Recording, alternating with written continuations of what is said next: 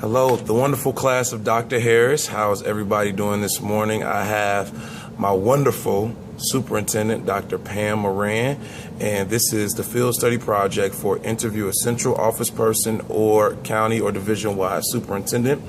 Dr. Moran, can you say hello? Good morning, everybody. It's great to be here with Wes early on a, I think it's Wednesday morning. It's really. I love being in class with you. And I can see that Wes is on a roll already with his phone. It's really early. So just as we've done in the past, we're going to put the phone down so that everyone can hear the audio, and then we'll condense everything later. All right. So without any further ado, we're going to get started. So Dr. Moran, and actually I'll put it right here so you can see us both. And I'll edit that out. All right, Wes. Are we both in here? Yeah, we're both in there. All right, great. All right, so Dr. Moran, the first question, what Yes. made you want to become a superintendent? Well, you know, Wes, it's kind of an interesting story because I'm not sure I would have described myself as having had a career aspiration early on to be a superintendent, which I think is a little different than people today, because I hear some of our younger generation administrators say, or people that are in the pipeline like you say, I really think I can see myself in that role.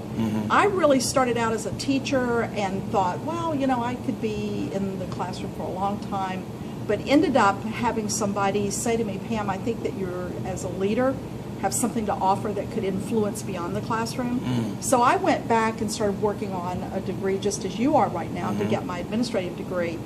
Became first an associate principal in middle school, then moved up to working some with central office around staff development, and had a mentor say to me, you know, I really think you really need to go after this principalship. And so I did that, and I kind of saw myself in a school that I dearly loved, an elementary school. And I'd actually been a middle and high school teacher and administrator before that, thinking, you know, I could do this for a long time, and I did for 10 years.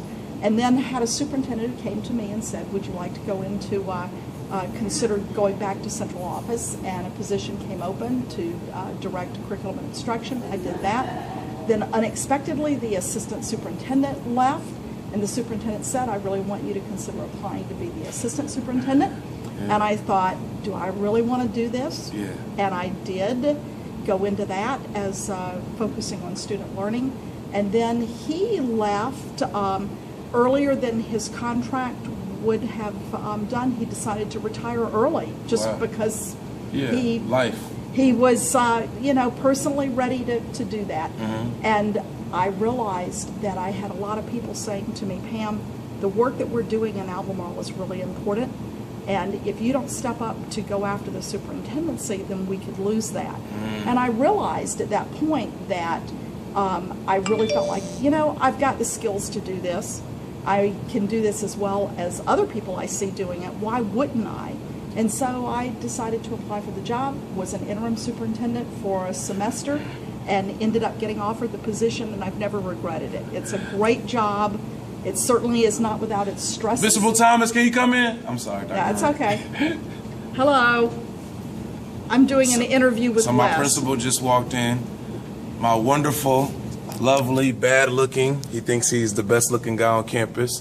See, look at him. He thinks he's a model. Yeah, you. Good morning, Jay. So Principal Thomas, we are doing a field study interview for one of my classes where you had to interview the central office administrator or superintendent, and luckily our superintendent came. So you're expecting Pam to help you get an A in your class, is what you're saying? Yes, Okay. Definitely. That's exactly what I'm hoping. Yeah. I'm not sure I will always give him the answers he's looking for, but we'll see. Well, thanks for stopping in, Principal Thomas. Mr. High Tech here, surrounded by multiple phones, devices, a classroom of laptops. Tech guy. Mr. Techno. Yeah, I like that. So, thanks for stopping in, Principal good to see you, Thomas. Jay. So the next question is, how would you describe your leadership style? Well, I think that I've always really tried to model myself off of leaders that I've really respected the most.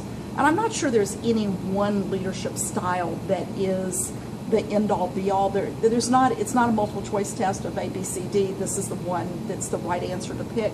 But what I do believe is that you have to lead from authentically who you are.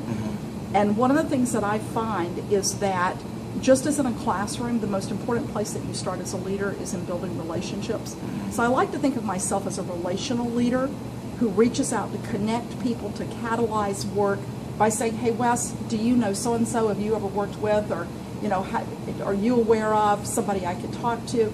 And so I really try to network people together in order to really catalyze the work that I think is the important work that we do.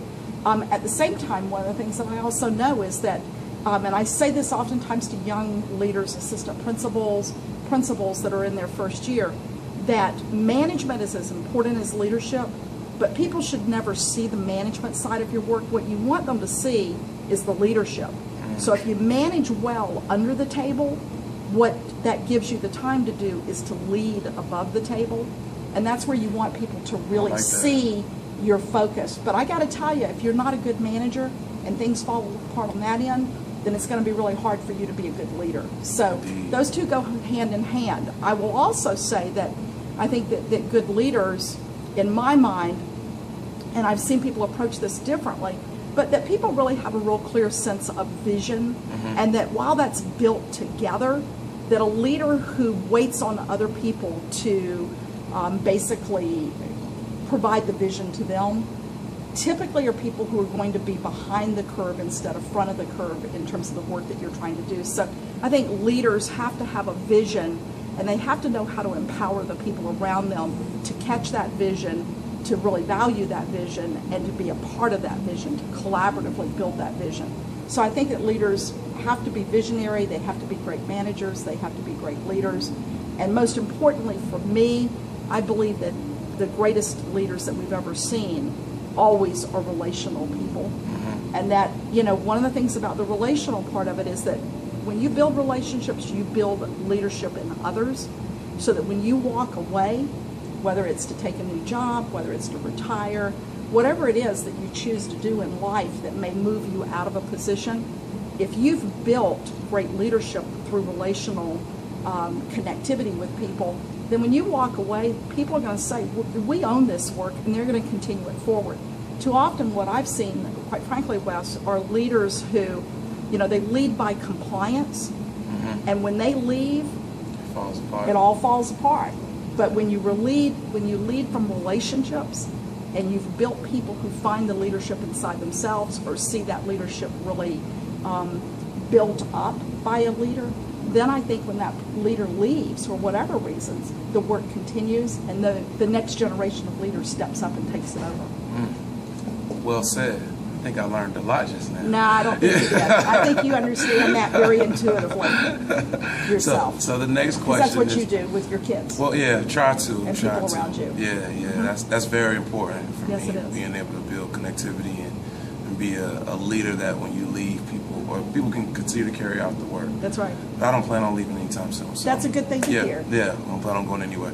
So what do you think, speaking of not leaving, what are some of the goals that we have for the school division this year? Well, I will tell you that our number one goal, and we actually have a school board that has endorsed one goal for the whole division, and that is that we really equip our kids with the lifelong learning competencies to be life ready, trying to get this in the right order for us here. But to be really ready for life, and what that for us means is that they're ready for post-secondary education. What does learning look like after you leave high school? And what does it look like for you to go to work? You know, whatever way you choose to do that. So that some kids go to work right at age 18. Some kids, you know, go to community college and maybe get a job. Some kids go into a 4-year. Some kids go into the military. Whatever choices that a kid makes, what I think we really have put our intense focus on is saying we want our kids to be lifelong learning ready, and we have 12 competencies that we've identified as lifelong learning competencies, as you know, and we think those apply whether you're a person in your home, your community, your next school experience, if it's community college or 4-year, or your workplace work, that no matter where you go, if you have those competencies, you're likely going to be a very successful person in life. Yeah, we really push the lifelong learning skills here at the school, and we've been seeing it make a huge impact. That's right. In a lot of our little ones. And then we have some objectives under that we think are pretty critical.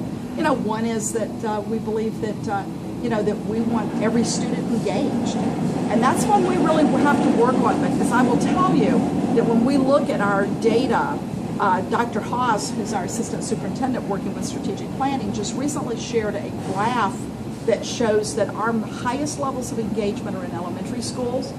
It drops a little bit in middle school, but 8th grade through 12th grade is where we have kids reporting the least engagement, the greatest level of boredom in school. Really? Yeah, it's really true. And so one of the things that I think is that we really have to look at when we say we want every student to be engaged, what is it that we as educators do, whether it's a teacher, a principal, superintendent, to be sure that our educators are taking the steps they can take in order to provide that environment for kids to be engaged. Now, you know, school, history's not for everybody. Yeah. Some kids like to read, some kids don't.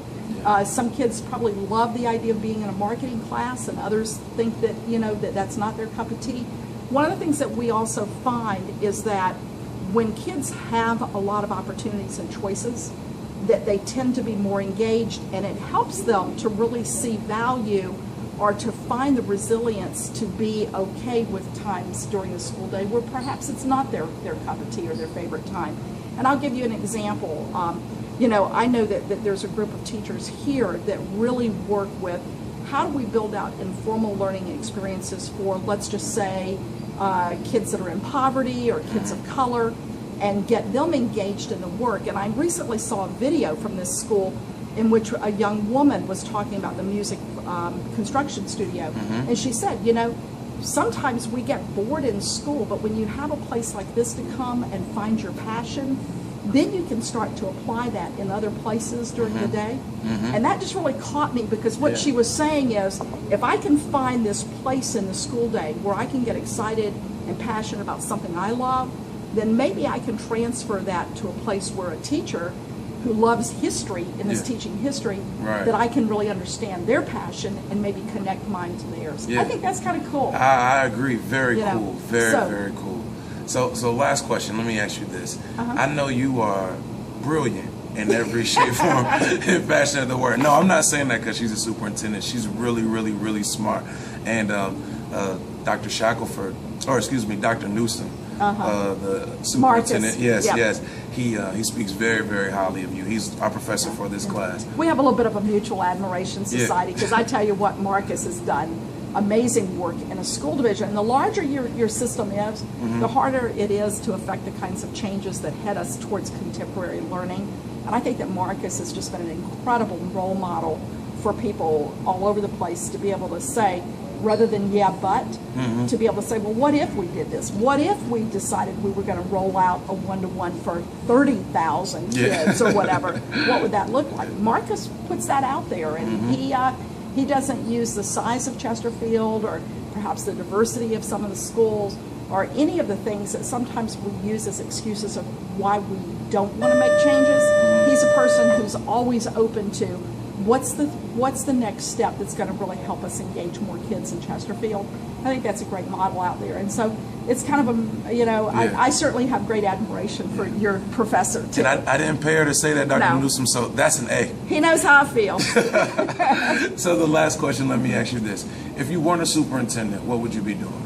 Oh gosh, you know, that's a fascinating question, because when I was in college, I literally thought that my career was going to be chasing snakes around in the Everglades. All right? What? So, yes, because I was a field biology sort of, you know, that was my passion. And I chased a guy to the University of Virginia when we graduated, and he was going into grad school here. I ended up teaching. He ended up finishing his degree. He ended up leaving. I ended up staying. And I just, you know, I'd always really loved working with kids, and I'd done that. I taught Sunday school with younger children. I was a third base coach for my little brother's little league team. I loved baseball and softball. You know, so I always had been engaged in different ways. I actually started a program when I was in college for girls in my hometown, Bamberg, that you know, because we had all kinds of things for boys to do in the summer, but not a lot for girls. So I went to the city council and said, hey, I'd like to start something for girls. And they gave me, I think, $100 in use of the community center. And what we did was we started a program for girls in the summer, and I ran that. So I've always had this real, you know, passion for working with people. And children certainly was something, but I literally thought that was what I would be doing, was being a herpetologist. And it's kind of funny you ask, because this morning I'm getting ready to go over to Greer Elementary, and I'm going to be they've got a snake, but nobody that's really comfortable talking with children about snakes. And so I'm going to go in and I'm doing an entire morning of workshops with kindergartners and first graders, and I'll be using their corn snake as part of my props. So, so I'm teaching this morning. And so, when you ask, what do you think that you would find yourself doing? I can't imagine that I would ever disconnect from education in terms of teaching opportunity. And anybody that looks at me knows I've got this nice white hair. And so, when you're in that boomer generation, you're constantly thinking about, okay, what do you do when you retire? Or what do you do next in life? And I think that I will always probably position myself, whether it's as a volunteer, whether it's as continuing to work in education, in some way that's really connected to what ultimately I think fuels us all, and that's that